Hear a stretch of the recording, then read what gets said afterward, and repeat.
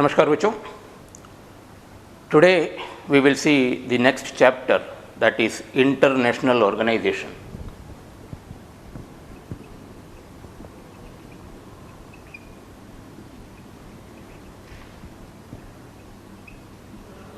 International organization.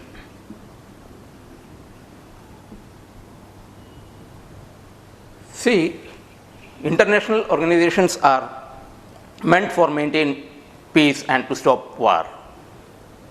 The first international organization, which was formed in 1920 after the First World War. First World War occurred in 1914 and up to 1918. After this war, an international organization was formed which was known as League of Nations. League of Nations. League of Nations was formed in the year 1920 after the First World War. But unfortunately, in the year 1939, Second World War occurred. And as you know, in the year 1945, first time in the world history, nuclear bombs were dropped on Hiroshima and Nagasaki, जैसे कि पहले class में पढ़ चुके हैं. After this Second World War, once again an international organization was formed on 24th October 1945, which is known as United Nations Organization. United Nations Organization. It is formed in the year 1945, date 24th October. Initially, 51 member countries signed over the charter of UNO. शुरू में विश्व के 51 countries UNO के charter में sign किया. Charter मतलब UNO का constitution, जिस पे 51 कंट्रीज साइन किए. और आज अगर यूएनओ की बात करें, मेंबर्स की बात करें, तो दुनिया का 192 countries are the members of UNO today. Today there are how many members? 192 member countries are there in UNO.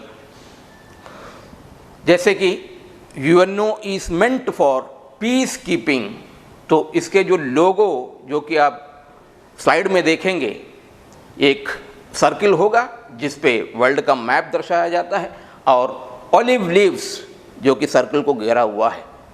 Olive leaves shows or depicts the symbol of peace. Symbol of peace. जो UNO का जो flag है उस पे जो olive leave दिखाई देते हैं वो शांति का प्रतीक है, जैसे कि आप स्लाइड में देखें. अब UNO main objectives of UNO, the first and foremost objective of this organization is to stop war, and to maintain peace. युद्ध को रोकना और शांति बनाए रखना. इसके अलावा to develop cooperation among countries.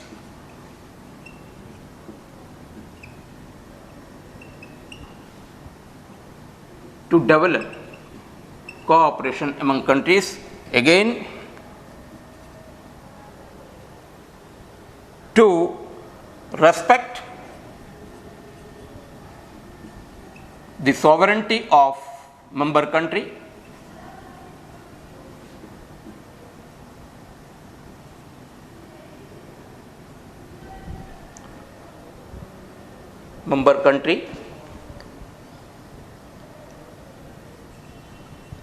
again amicable solutions for disputes arises between countries. So these are the main objectives of UNO. UNO today, the Secretary General of UNO,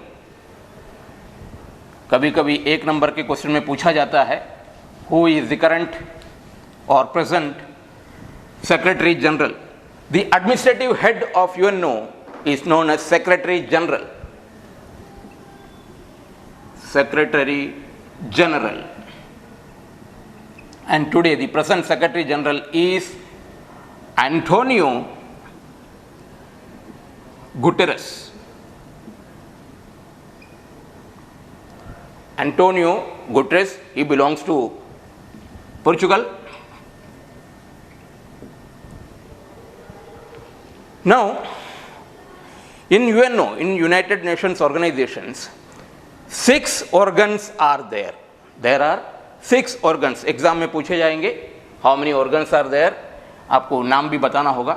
first organ is General Assembly. General Assembly. General Assembly consisting with the members of the member countries.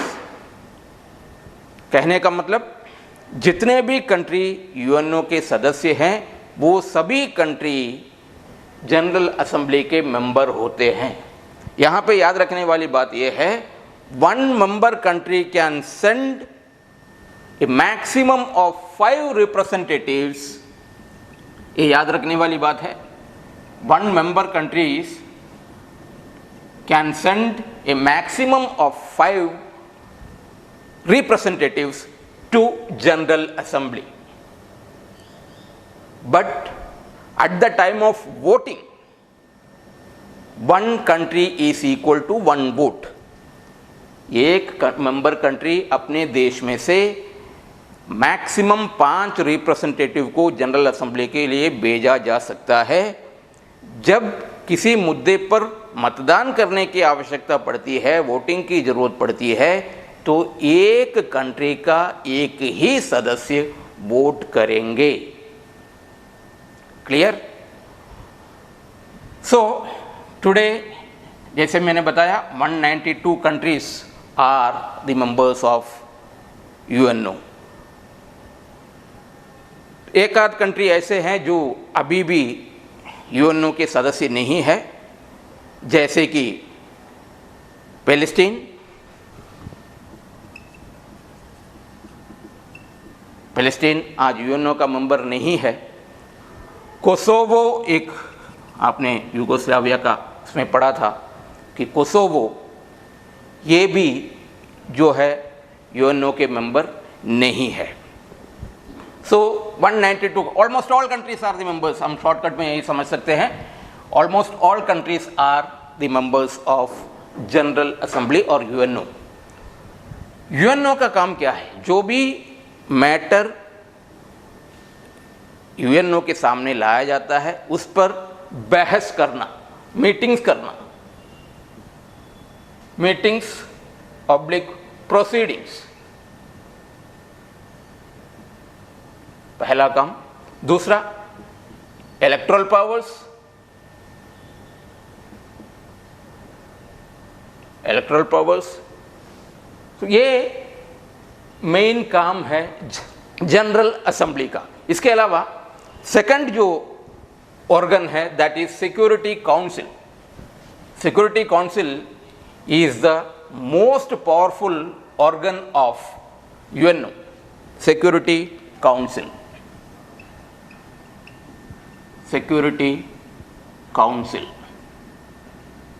Security council consist with 15 members. Security council में कुल 15 सदस्य होते हैं. Out of this 15 members, 5 members are permanent members. ये याद रखने वाली बात, एग्जाम में पूछे जाते हैं. and remaining 10 are non-permanent member. Non-permanent members.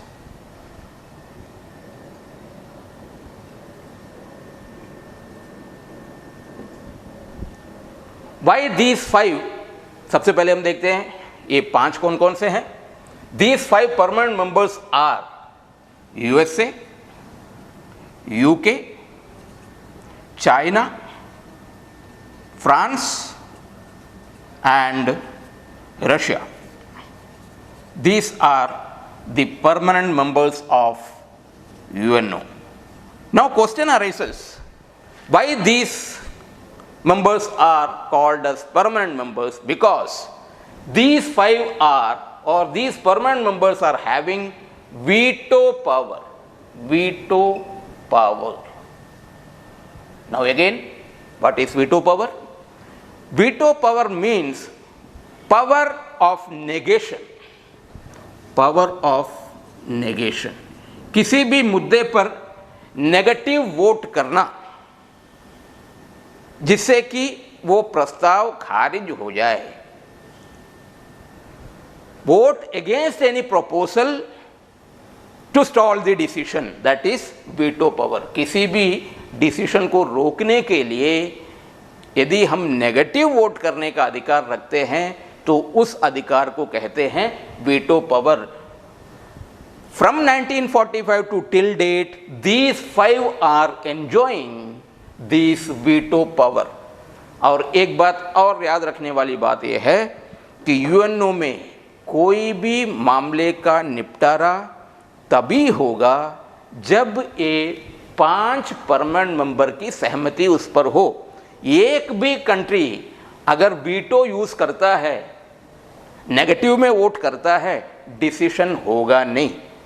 Decision लेने के लिए किसी भी मुद्दे पर ये 5 के 5 का एक राय होना आवश्यक है.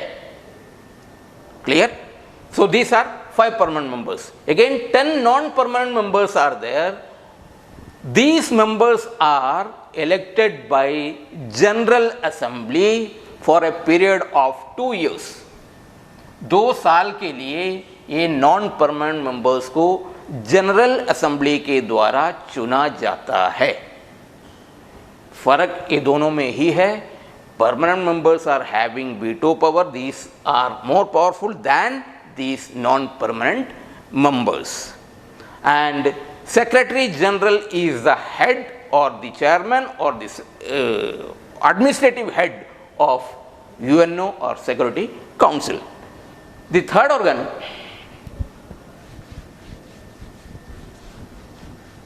organ is known as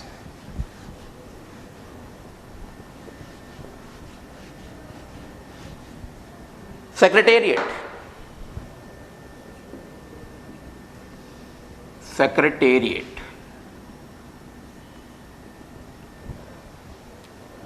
Secretariat जो भी यूएनओ के तहत कार्य होता है वो सभी का रिकॉर्ड कीप करना इसका काम है. Record keeping. Second, to assist the Secretary General to carry out his functions. Secretariat का काम क्या है?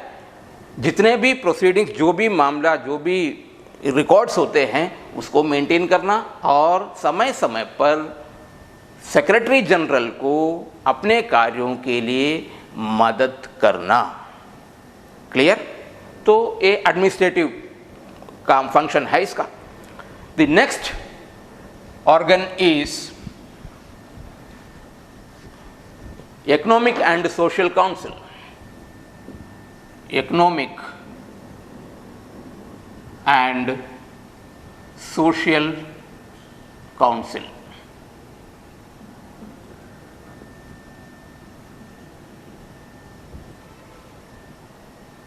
This is the 4th organ of UNO. It has 54 members. These 54 members are elected by the General Assembly. Once again, Economic and Social Council is the fourth organ of UNO. It has 54 members. All these members are elected by General Assembly. अब इसका क्या काम है? To solve economic और social problems. जहाँ पे भी दुनिया के किसी भी कोने में अगर कोई इकोनॉमिक या सोशल इश्यूज है, उसको टेकअप करना, उसका सोल्यूशन करना इस विंग का काम है. Economic and social council social और इकोनॉमिक इश्यूज को टेकअप करते हैं ये. Next, the fifth organ that is trusteeship council. Trusteeship council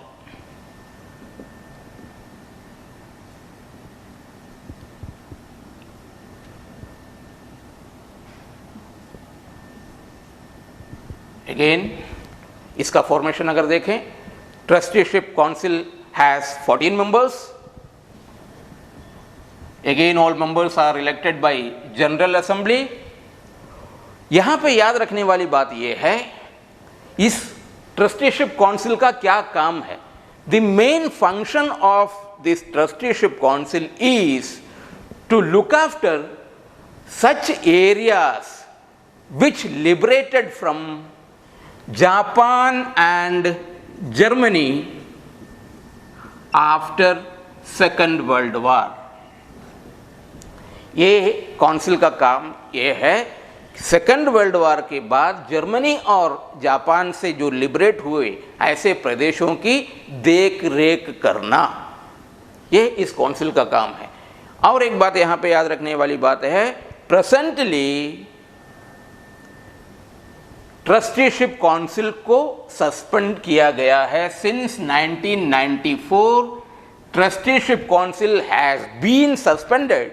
आज इसका कोई काम नहीं है, क्योंकि ऐसे आज विश्व में कोई भी क्षेत्र नहीं रह गया है जो जिसको लुक आफ्टर करने की जरूरत पड़ रही है.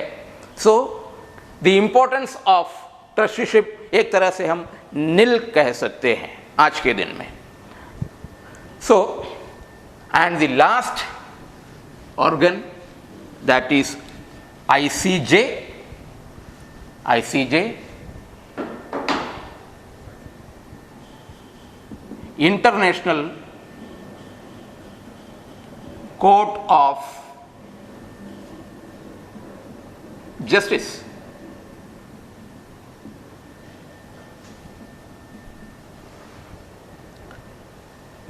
This is also one of the important organ of UNO, International Court of Justice. It has 15 judges. All judges are selected or elected by General Assembly with the approval of Security Council, and tenure of these judges are for 9 years.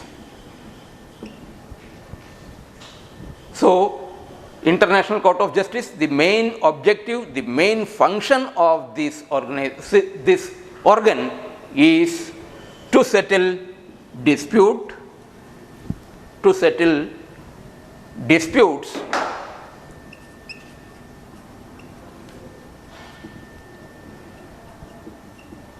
to protect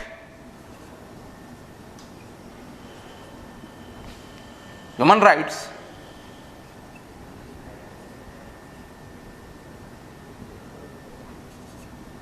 number 3, amicable or peaceful solution.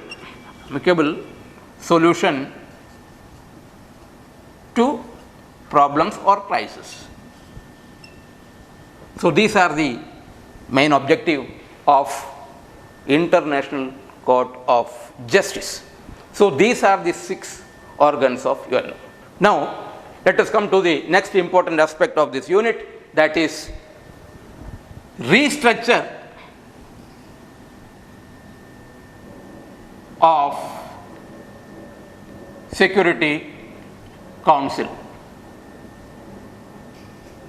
From 1992, a demand was raised by the member countries to restructure the members of United Nations Security Council. That time, Boutros Ghali was the Director General of, the Secretary General of UNO. 1992 से लेकर UNO में permanent members की संख्या को बढ़ाने के लिए सदस्य राष्ट्रों के द्वारा आवाज उठाता आया है। सबसे पहले जब बुतरस घाली यूएनओ के सेक्रेटरी जनरल था, उस समय उनके सामने भी ये प्रस्ताव आया और हम ये भी मान सकते हैं कि उन्होंने कुछ हद तक इन कंट्रियों की जो मांग है उसको सुना और सजेस्ट भी किया। According to Boutros Ghali, he was in favor of giving permanent status or permanent seat to 5 more countries, that is, ये हमें गौर करने की बात है, इंडिया भी उसमें है। India, Japan, Brazil, Nigeria and Germany.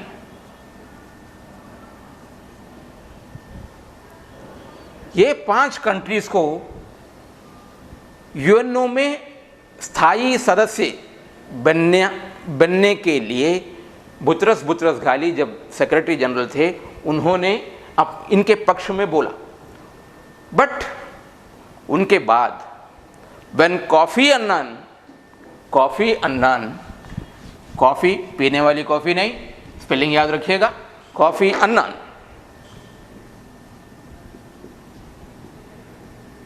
Coffee Annan secretary बना in the year 1997।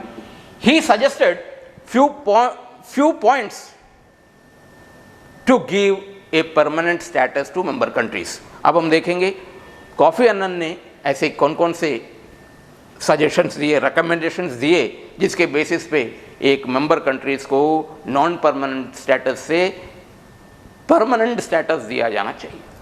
Number 1, the country should believe in democracy.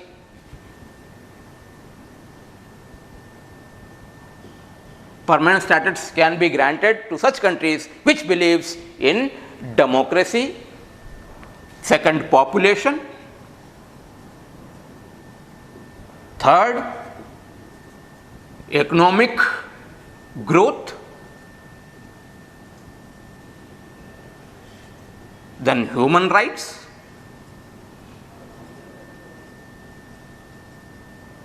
Fifth, contribution to UNO. And 6, which represent diversity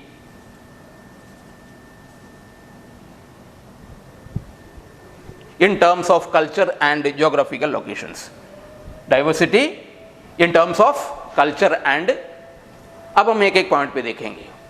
क्या कभी कभी एग्जाम में पूछे जाएंगे, क्या इंडिया को संयुक्त राष्ट्र संघ की सुरक्षा परिषद में एक स्थायी सदस्यता मिलनी चाहिए या नहीं चाहिए। कॉफी अन्नान के जो सजेशंस हैं, जो रिकमेंडेशंस हैं, उसको ध्यान में रख के यदि हम देखें तो हम देखते हैं कि इंडिया का स्टैंड कहाँ पर है। Number 1, democracy. No doubt India is the biggest democratic country in the world. दुनिया में सबसे बड़ी लोकतांत्रिक देश भारत है। तो पहला जो रिकमेंडेशन महासचिव के द्वारा 1997 में बताया गया था, उसमें इंडिया खरा उतरता है। Democracy, no doubt India is a democratic country, not only democratic country, it is the biggest democratic country in the world. Second, population, no doubt population के मामले में हम दुनिया के दूसरे नंबर पर आते हैं। दूसरी बात, हमारी पॉपुलेशन की खासियत यह है कि हमारे जो पॉपुलेशन है उसमें यंगस्टर्स की जो संख्या है, यंगस्टर की संख्या मीन्स 18 ईयर्स टू 45 ईयर्स के जो लोग हैं, इनकी संख्या विश्व में सबसे अधिक है। It's a good sign for India. तो ये क्राइटेरिया को भी इंडिया फुलफिल करता है। Third, economic growth, no doubt आपने पिछले सालों में देखा होगा, अमेरिका जैसी शक्तिशाली देश भी आर्थिक मंदी से गुजर रहे थे तो भारत की स्थिति मजबूत थी। तो economic growth, India is a growing economy, India की जो इकोनॉमी है वो विकासशील, विकसित करते जा रहा है। तो ये पायदान पे भी इंडिया एक स्थायी सदस्य बनने का दम रखता है। Human rights, no doubt India believes in human rights, not only believes in our constitution. As per our constitution, all citizens are granted with rights, fundamental rights. तो इस क्राइटेरिया को भी इंडिया फुलफिल करता है। रही बात पांचवा जो पॉइंट है, कंट्रीब्यूशन टू यूएनओ, हाँ, India is a developing country and हम दूसरे डेवलप्ड कंट्रीज के उतना हम इकोनॉमिक कंट्रीब्यूशन जरूर नहीं दे सकते हैं, कंट्रीब्यूट नहीं कर पाते हैं, लेकिन एट द सेम टाइम जब भी दुनिया में किसी प्रकार की आपदा आती है उस समय इंडिया ने सदस्य राष्ट्रों को, पड़ोसी राज्यों को, दुनिया के मुल्कों को सहायता दिया है। याद कीजिए आप 2004 वाली सुनामी तो इंडिया को भी हिट किया था। Even then India supplied relief materials to Sri Lanka and Indonesia like countries. That shows that India is contributing towards UNO. And last, diversity की जहां तक बात है, विविधताओं का देश है भारत, तो इसको अलग से बताने की जरूरत नहीं है। और हमारी ज्योग्राफी, नो डाउट ये सभी क्राइटेरिया पर इंडिया खरा उतरता है। अब सवाल ये उठता है, जब ये सारे क्राइटेरिया को इंडिया फुलफिल करता है तो क्यों भारत को परमानेंट सीट से वंचित किया जा रहा है? इसके पीछे भी कहीं ना कहीं पे डेवलप्ड कंट्रीज, जो परमानेंट सिक्योरिटी काउंसिल के जो परमानेंट मेंबर्स हैं, उनका भारत के प्रति जो सोच है उसी के कारण हमें ये परमानेंट सीट नहीं मिल रहा है। हालांकि वर्तमान में पिछले कुछ सालों से हम देख रहे हैं प्रधानमंत्री के द्वारा जब भी उनका दौरा होता है विदेशों में, वहाँ पे इस मुद्दे को उठाते हैं और वो कंट्री भारत को सहयोग करने में, भारत के समर्थन में अपना रुख साफ करते हैं, इंक्लूडिंग अमेरिका। अमेरिका भी कई बार, कई प्लेटफॉर्म ऐसे हैं जहां पर उसने हमारी सिक्योरिटी काउंसिल में भारत का दावा को मजबूत किया है। एक ही कंट्री आपको समझना होगा, कुछ इसमें अड़ंगा डाल सकता है, that is China. No doubt आपको मालूम है, पिछले दिनों आप न्यूज़ में भी सुन रहे हैं, China is our neighbouring country which creates tension to India, no doubt. तो और उनके जो मित्र देश हैं वो हमेशा जो है हमारे जो परमानेंट स्टेटस का जो मांग है उसके बीच में अड़ंगा आता है। अब ये परमानेंट मेंबरशिप क्यों बढ़नी चाहिए, इसके पीछे वजह है। 1945 में यूएनओ का गठन हुआ, तब से लेकर चेंजेस इतने अधिक दुनिया में आए। Cold war was ended, USSR collapsed in 1991, new countries emerged, China is for developing stage से डेवलप्ड स्टेज की ओर जा रहे हैं। इंडिया का डेवलपमेंट हम देख रहे हैं दिनों दिन बढ़ते जा रहा है। तो ये सब कुछ होने के बाद भी यूएनओ का जो स्ट्रक्चर है सिक्योरिटी काउंसिल का, उसमें किसी तरह का चेंजेस नहीं आया। तो मेंबर कंट्री सभी मिलकर यूएनओ पर ये दबाव डाला गया कि ये मेंबर कंट्री का खास तौर पे परमानेंट मेंबर्स का जो स्टेटस है उसको बढ़ना चाहिए और उसमें इन कंट्रीज को दर्जा मिलना चाहिए। तो ये था यूएनओ का रीस्ट्रक्चर के बारे में। इसके अलावा under UNO there are so many agencies are working like WHO। आज आप सबसे ज़्यादा अगर किसी एजेंसी के बारे में सुनते हैं तो ये है WHO, ILO, world health organisation, international labour organisation, UNESCO, UNICEF, ये सारे कई एजेंसियां यूएनओ में काम करते हैं। इसके अलावा 2 important NGOs are working for protecting human rights, ये भी कभी कभी एग्जाम में पूछे जाएंगे। That is Amnesty international